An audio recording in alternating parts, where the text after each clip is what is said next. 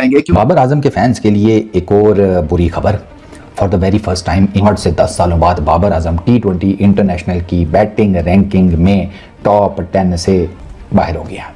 और इनके जो सोशल मीडिया की जो फैन है या इनकी सोशल मीडिया की जो आर्मी है वो इनको किंग कहते कहते नहीं थकती है। रमीज राजा भी कहते रहे कि जनाब बाबर आजम इतना अच्छा खेलता है कि मैं इससे शादी कर लूं। लड़ रहा है कप्तान से, बाबर लड़ रहा है हेड कोच से। बाबर कौन है? बाबर मेरे मुंह आ गया, मैं उसको ठोटे मारूं तो पाकिस्तान को 4 साल से जलील करवा रहा है। अब तो खुदा का नाम है बाहर हो जा टीम से। ये तो पाकिस्तानियों के साथ धोखा है। बाबर आजम टॉप 10 की लिस्ट में नहीं है। अरे ये कैसे हो सकता है भाई? आईसीसी ने नई रैंकिंग जारी की और टॉप 10 में बाबर आजम का नाम कहीं से कहीं तक नहीं है। अरे यार, ये तो पाकिस्तानियों के साथ सबसे बड़ी नाइंसाफी है। चाहे बाबर आजम परफॉर्म करें या ना करें, पर उन्हें टॉप 10 में तो होना ही चाहिए। ऐसे जाहिल लोग हैं ये। आप खुद सोचिए, जो बंदा परफॉर्म ही नहीं कर रहा, वो आपकी टीम को मैच नहीं जिता रहा, वो कैसे टॉप 10 में डिजर्व कर सकता है? ये तो आपको भी सोचना पड़ेगा पाकिस्तानियों। चाहिए इसका तो मैं कहता हूं ये टट्टू आजम जो है ना, इसको वैसे उठा के फेंक देना चाहिए। ये बहुत ही ठीक हो रहा है कि इनकी जो रैंकिंग जो तगमे शगमे है, ये सब इनसे वापस लेने चाहिए। तो पहली दफा कोई पौने, हालांकि जब ये टॉप पे भी थे तो पाकिस्तान का कोई बहुत फायदा नहीं हुआ। तो अगर अभी बाहर टॉप 10 में से निकल भी गया तो भी क्या फर्क पड़ता है? बाबर आजम को जब जब प्रेशर आता है हम देखते हैं उस तरह से परफॉर्म नहीं करते, इस तरह को किंग कहा जाता है। और अभी इनकी रैंकिंग भी जो है इसमें डिक्लाइन आया इनकी रैंकिंग में। बाबर आजम को बतौर बैट्समैन आप कैसा रेट करते हैं? पाकिस्तान क्रिकेट टीम जिस तरह आपको पता है कि क्रिकेट खेल रही है, जिस तरह की घटिया किस्म की परफॉर्मेंस दे रही है, तो ऑब्वियसली बात है कि वो जो प्लेयर्स भी कुछ करेंगे, जो बाबर आजम साहब कुछ करेंगे, वो रिजल्ट्स तो आपके सामने आएंगे। ये रैंकिंग कादिर बहुत ऑथेंटिक तरीके से हो रही है जब से जेशा साहब जो है वो ओहदे पर आए। नहीं, इसमें कोई चीज नहीं होती। रैंकिंग जो है वो पॉइंट्स के हिसाब से होती है, आपकी परफॉर्मेंस के हिसाब से होती है। बाबर आजम की गुज़श्ता 18-19 इनिंग्स में जो है वो परफॉर्मेंस अच्छी नहीं है, जिसकी वजह से उनकी रैंकिंग ड्रॉप हुई है। आज जो हमने T20 रैंकिंग देखी है जो जारी हुई है, उसमें कोई प्लेयर्स हमारा शामिल नहीं है, बॉलिंग, बैट्समैन या अगर फील्डर्स की भी बात की जाए। और इसके साथ साथ ओवरऑल जो टीम है वो भी 8वें नंबर पर रही है। तो ये पाकिस्तान टीम के लिए यकीनन बहुत परेशान कुन सिचुएशन है। देखें, बदकिस्मती से जो हालिया साल गए हैं पाकिस्तान T20 के लिए, वो बहुत ही बेहतरीन गए। एक ज़माना था जब पाकिस्तानी टीम जो है वर्ल्ड नंबर 1 थी या 2 थी T20 में, और पूरी दुनिया में नाम लिया जाता था। छुटाई हो गई है बाबर आजम की।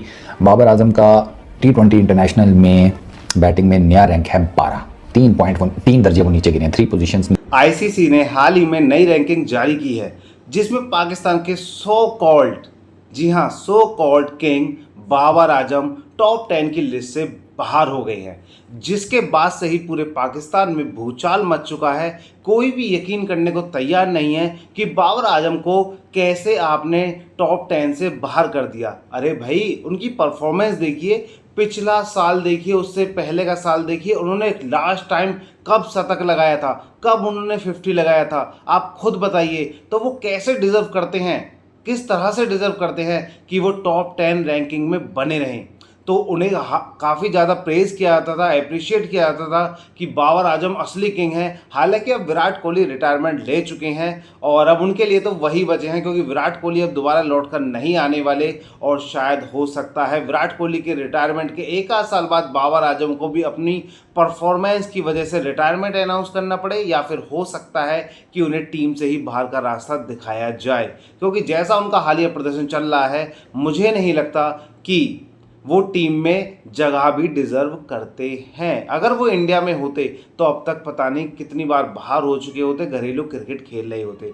लेकिन क्योंकि वो पाकिस्तान में हैं और उनके कुछ पहले 4-5 साल पहले अच्छे प्रदर्शन आए थे, उसकी वजह से वो अभी तक टीम में टिके हुए हैं। नहीं तो अगर इंडिया में होते तो अब तक बाहर हो चुके होते। जब यहाँ विराट कोहली को मौका नहीं दिया जा रहा, रोहित शर्मा को मौका नहीं दिया जा रहा, KL राहुल को बाहर कर दिया जाता है, ईशान किशन को बाहर कर दिया जाता है ना? तो कैसे बाबर आजम जैसे बैट्समैन को इंडिया अपनी टीम में रखता, अगर वो इंडिया के लिए खेल रहे होते तो सबसे बड़ी बात यह है कि बिल्कुल सही रैंकिंग आई है। जो हालिया प्रदर्शन इस वक्त बाबर आजम का है, वो डिज़र्व नहीं करते टीम में भी खेलना। तो टॉप 10 लिस्ट की तो बात ही आप छोड़ दीजिए। हालांकि वो सिर्फ रैंकिंग के लिए खेलते हैं, अपने लिए खेलते हैं कि मैं अपना 50 मार दूं, अपना 70 मार दूं और मैं टॉप 10 की लिस्ट में रहूं। लेकिन प्रदर्शन भी देखा जाता है कि आपने कौन सी इनिंग्स कहां खेली, किसके खिलाफ खेली। तो आईसीसी ने उन्हें टॉप 10 की लिस्ट से बाहर कर दिया है।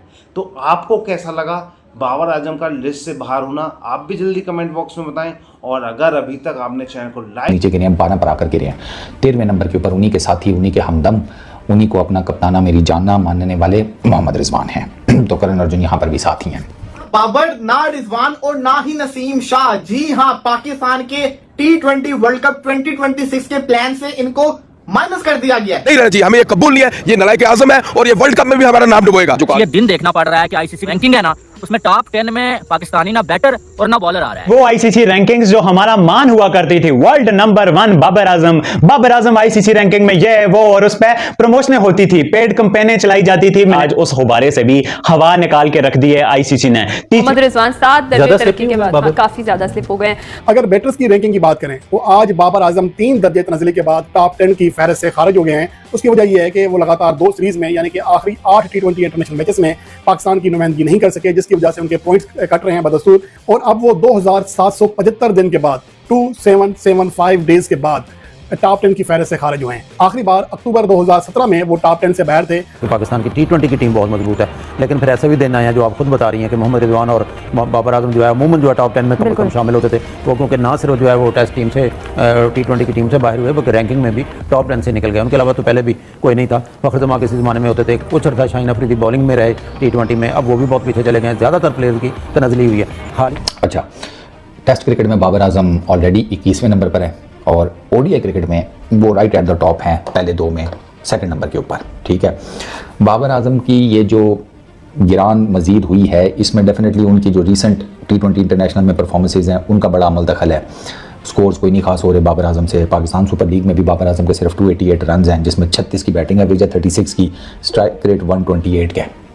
ठीक है, 36 की बैटिंग एवरेज, स्ट्राइक रेट 128 का, तो वो बाबर आजम का ना जिसे कहते हैं कोई हिसाब किताब बन नहीं रहा। और बाबर, ऐसा मैं नहीं कह रहा, ऐसा पाकिस्तान के एक बहुत ही सीनियर जर्नलिस्ट हैं, इनकी न्यूज बड़ी पक्की होती है। औरंगजेब भाई इन्होंने ये न्यूज दी और साथ ही साथ ये भी कहा है सुफियान मुकीम, शाहीन शाह अफरीदी, इन दोनों को शामिल किया जा रहा है वापस वर्ल्ड कप के प्लान्स के अंदर, जो कि अच्छा फैसला है। अच्छी बात है, बेहतरीन बात है कि ये जो डार्क तरीन टाइम है पाकिस्तान की क्रिकेट का, तो उसके जिम्मेदार जो हैं, जिनकी कप्तानी में ये सिलसिला शुरू हुआ है, वो बाबर आजम है। यही डिजर्व करते हैं। इंडिविजुअल ग्लोरी के लिए खेलते खेलते पाकिस्तान का पूरा सत्यानाश कर दिया। सिर्फ Babar Azam is not responsible, लेकिन चूंकि ही वाज द कैप्टन जब से ये सिलसिला स्टार्ट हुआ है, हार हार और हार, तो इसलिए बहुत ज्यादा जो ब्लेम है वो बाबर